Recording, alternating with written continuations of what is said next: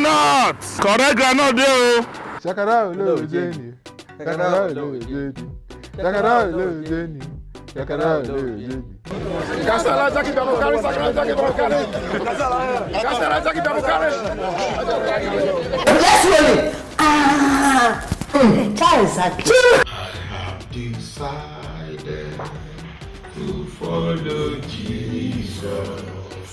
I don't find a young swordedy boy, no. Swordedy. I don't find a young and I can't, but I don't find a songy and I think the food is ready. This food will serve everybody. Operational progress. You chop alone, die alone. Hello Nigeria and hello Nigerians. It's that time again of True Nigerians, Heroes of Our Time, a program where we bring to you Nigerians that are role models, Nigerians that are worth emulating, Nigerians that are heroes of our time. My guest on the program was a general manager, New Nigeria newspapers. He was an editor-in-chief, National Network newspapers. He was a media head for Chogon in 2013. You remember Chogon. Executive director, National Orientation Agency. DG National Tourism Development Corporation, that's NTDC. You remember the huge success we had in Nigeria when he was the DG for NTDC. We remember, I don't know whether every other Nigerian remembered what happened at that time, but Nigeria recorded a very huge success during his tenure. He was also the pioneer, he's also a pioneer chairman, Abuja Carnival. He is a very detribalized person. He has titles from different parts of Nigeria, titles from the far north, titles from the far east, west. And currently, he is the Director General, National Council for Arts and Culture, and the President, World Craft Council in the whole of African region. Wow. My guest today on the program, if you are ready, is OTUNBA Runsewe. My pleasure to have you on the program, sir. Thank you very much, sir. It's a pleasure.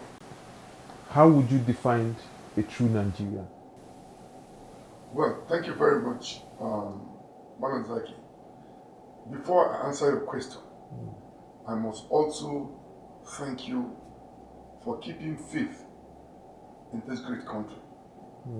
You have a brand that no one has touched. You build the bridge, the gap between the people in the society and the ordinary Nigeria. You get most of us to do what the ordinary Nigerian is doing. And that gives them the confidence and the hope that they are not doing the stupid things. That what they are doing is to earn money. But the leaders of each subsector or clusters appreciate you reaching that gap. So I must commend you for a unique production, for a production that celebrates the best of Nigeria. Thank you so much, sir. Congratulations for that. Thank you, sir. Now to a true Nigerian. Yes. A true Nigerian is that person who believes in Nigeria. A lot of us have this disconnection. We don't even believe on who we are. And the beauty of your own true Nigerian concept is the heroes of our time. Yes. Zaki, I must tell you today that I want every Nigerian to recall back to our national anthem, which says, "The labor of our heroes past shall not be in vain." You are keeping us reawakened to what the Awolowos, the Saudana, the Tafa Balewa, the Zigs have done. Your program is the unique answer to that question. That means we must not allow the labor of our heroes past To go in vain, yes. And that's why you are now keeping the heroes of our time, Reactivation. linking with the glory of the past leaders. Yes. So you are the unique production presenting the best of our country. Thank you so much. I feel very encouraged and humbled. But that's the truth. Thank you Honestly. so much, sir. Yeah. Thank you so much. Okay, your office as Director General, National Council for Arts and Culture. I know that you to portray culture, arts, you need there's a lot of involvement of textile. The textiles industry in Nigeria are virtually dying. You were born in Kaduna. Kaduna, especially in Angwanri, I was also born in Kaduna. I know that almost all the textiles industries in Kaduna, United, Ariwa, yeah, just name it, there's so many. They are all dead now. And so in other places too in Nigeria. How are you able to cope? Because it's almost impossible to promote arts or culture without textile, without the textiles industry. So how does that affect you and what are you doing about it? Let me first and foremost say it here. A people without culture are not even fit to live.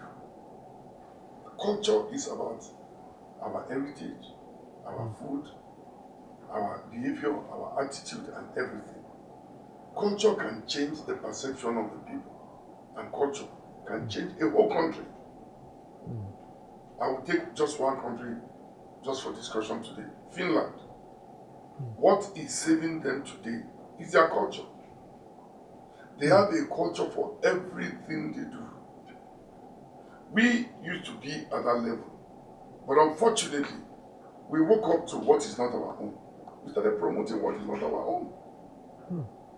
I grew up as a young man. Those days, if you bring a shoe to the house, your mother and father will escort you back to where you pick it from. That is culture. Yes. Today, our young men are plaiting hair. They are doing Jericho's, putting on earring and everything. Because nobody was saying a word before then. Today, it's becoming a norm of the day. Culture is very key to the development of any nation. Any nation that wants to move to the next level, culture must be paramount. Now, coming to your question proper, how can our textiles mills make any move when all the dresses we now wear are imported? It's so bad to a level, as I'm talking to you here now, that even school uniforms are now becoming a standard. Oh, my son goes to the school that they import their school uniform, even the canvas they wear, etc. I have been screaming, I have been saying this. We must promote our own. The time has come, Zaki. All our bankers, they wear suits. I want to correct this impression today. They wear suits abroad because of their weather. When I talk of disconnection, it's a key word. We have been disconnected from the reality of life. Those that wear suits over there, they wear suits because their weather is cold. When it is hot, they don't even wear anything. They come out almost naked. But we wear suits every hour of the day. Something we need to talk to ourselves. I am particularly appealing to the bankers committee. If you go to Dubai, what they do in Dubai, they wear their long gown with the rope on their head, even in the banks, even for official duties. Now, can you imagine if a country like United Arab Emirates can be doing that to promote their own fabric, to promote their own whatever? Don't forget, Zaki, I may be giving this out for the first time. If Nigerians know what we lose by buying foreign products, there is no amount of way our economy can be better if we don't promote our own. Yes, let's nobody deceive us. Nigerians even drink tea now. Nigerians must import tea. When you visit somebody's house, he will tell you, oh, this is the latest tea in America, in China. I mean, it's a shame. I think we need to talk to ourselves. Yes. There is a tea in Taraba State, I guess, or Adamawa, called Island tea. We took that tea to Spain, and they were so excited. Why must we import everything? Zaki, let me give you a surprise today. Ordinary toothpick, we import them. For God's sake, toothpicks are imported. Somebody will tell you, oh no, that toothpick is local. The people that started doing the best started from the local one. And once they get more patronage, they improve. That's but when they don't get patronage, it's hard to improve. Absolutely. So, for me, I'm appealing. I'm using this platform to beg and appeal to Nigerians. Let us use our own. If we don't believe in our own, we cannot make any progress. I'm being honest with you. I must commend you because you said bankers. Because I know as for us, musicians, you have done a great job. Because if you check the trend now in the videos, and the music videos we shoot, everybody is African now. We are using Ankara now. We are using, So it means that the next level for you now is corporate organizations like bankers and all that, and schools. Banks and schools. This is one of your products. Yes. I was so worried for the kind of money Nigerians are spending on school uniform. Where is the money for parents? You are going to pay your child school fees. You're going to pay for a lot of books, etc. You are not looking for money for uniform. If they insist they want to put on suit, this is a local fabric. This fabric is from Abeokuta. Look at it. They brought it from Kano. This is a skirt. Skirt for the girls. And there's a plain one inside. Yeah, that's the trousers. And these are all done here. They were all done here. We just got a very good tailor to produce all of this. Why should we take our money abroad? Somebody should tell me. Was it, sorry sir, this particular one, was it like dyed here? They were all dyed brought from abroad or manufactured here? here? No, everything produced and dyed here. They have a very big factory in Kano. They have another one in Abeokuta, one in Osun, and one in Inewi. What are we talking? And it won't wash. It won't wash. Look, I have introduced, I wish you had told me, if you see what is there near you, those materials, they are made for my golf trousers.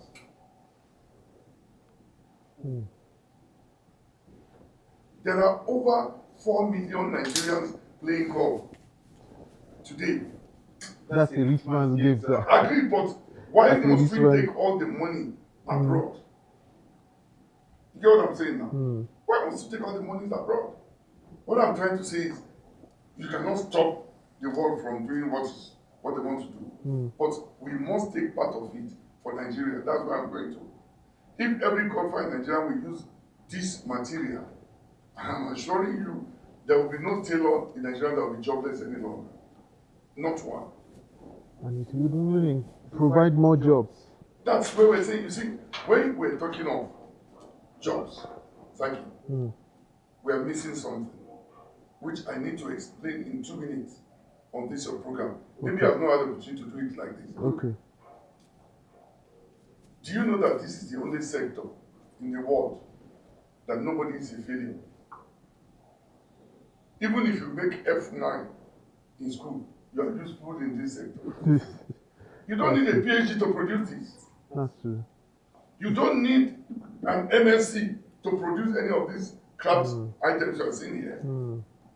I got a company to produce IO.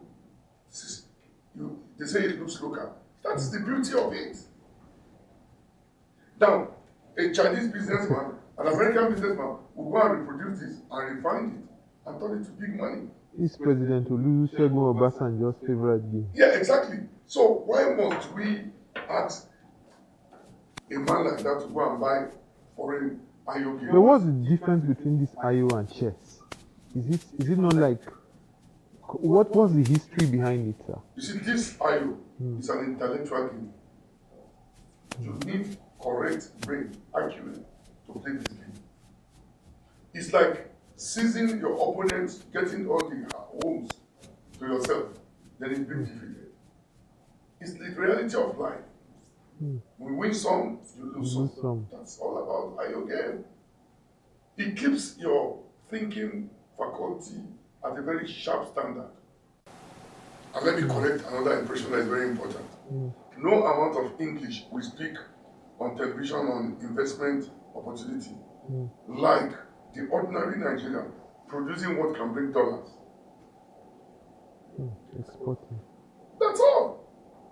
Without us exporting what we have and getting more foreign exchange, we'll continue the way we are. Talking about exporting, for some of us who travel abroad for performances and all that,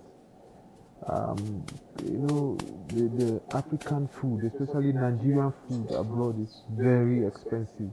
So one would think your office or your organization would probably arrange some form of restaurants where we export raw foods, make like a huge restaurant, Nigerian restaurant abroad, in London, in America, in different places, to generate more revenue for the country Nigeria. Is that not possible, sir? Extremely very possible. Zaki, let me thank you for this question. When I was in charge of tourism, every year we used to travel to Spain, what we call FITO. It's a kind of trade exhibition which comes up once a year in Spain. Every year I used to have Nigerian Day in Spain, that's in Madrid. And 4 Nigerians who live there came and met me that, look, every time you come here, you bring Nigerian food we all enjoy. Can't we have a Nigerian restaurant? That's why I thank you for that question. This, one of them, they now contributed money and they come to import Nigerian food stuff, raw, to Spain. I personally helped them through the airline to move these items to Spain. What I've done indirectly is to create jobs for Nigerians. The guys are there, they are living it. If you Google them, they are still there. They are very happy. Now, we use that to open up the Nigerian food brand. When you hear the Chinese rice, there's no rice that is Chinese. It's the same rice you have that somebody cook it and name it Chinese. So they started producing Nigerian food. Within a year, Nigerian food became so popular in Spain. I'm telling you something today that happened some few years ago. And that's how we started. So your question is very germane. It is possible. We can do it. One, you need to get some few people who are ready, committed, passionate about what they want to do. For instance, for people like that, Bank of Industry will be happy to give them some support because they will open an account at the bank. As they are getting money over there, they are paying back to a system. They will now see some serious things. There is no magic in promoting a country. There is no magic in moving a country to the next level. That's some of the things I'm telling you now. But some people will frustrate this move because it's of no benefit to them. We must remove the idea of what is it for me? Selfishness, self-centeredness must be stopped for us to get to the next level. I'm just surprised that nobody has even thought of it or invested. That's some huge money-making machine. It is, absolutely it is. You see, Zaki, it's unfortunate that we think to change. And I must tell you this again today. We have this bad attitude. Everybody blame the president for things are not done right. The president in his wisdom have appointed us, some of us. If everybody does his or her job properly, I am telling you today, nobody will be blaming Mr. President. It's because some of the people that got appointment are mediocres who are not ready to do what they should do. It's on record that because I want to recover government property, precisely our land by Sheraton, the Art and Craft Village, somebody took me to court and they said they should lock me up. I went back and did a press conference because I am appointed by Mr. President. I'm not a small appointee. I don't have to wait for somebody to come and do my job for me.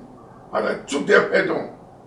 Today, by the grace of God, we are making progress. But you see, it pains me that so many things in our country are being rubbished. Look, I went to China, their stadium. Inside their stadium in China, they have a driving school. They have a skill acquisition center. They have a photography training school. If I go on, I can give up to 10 items. They do there. They are maximizing the space. Exactly. Football is only played for 90 minutes. What do you do with the stadium after 90 minutes? Tell me what. Yeah, you see, this is the truth. And it's deteriorating. Absolutely, it will be. It's already, you can see it. Look, like the Abuja Stadium. Yes, I'm not one of those who pretend or don't say it the way it is. That stadium is 90% wasted. In fact, most stadiums in Africa.